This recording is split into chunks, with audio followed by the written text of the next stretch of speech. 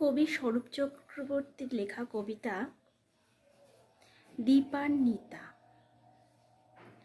মন খারাপের অন্ধকার শ্রাবণ রাতে তোমার চোখের আলোয় বৃষ্টি দেখেছি, কত দিন পর ভিজেছি, কত দিন পর।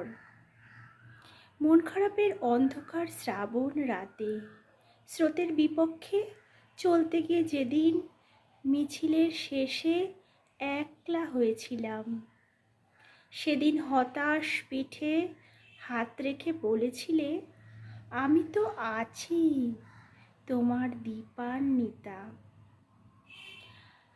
আজ কোথাও নেই, কোথাও নেই গত জন্মের না ভোলা এক ছায়াছবি, ধ্বংসস্তূপে খুঁজে পাওয়া দীপান্বিতা।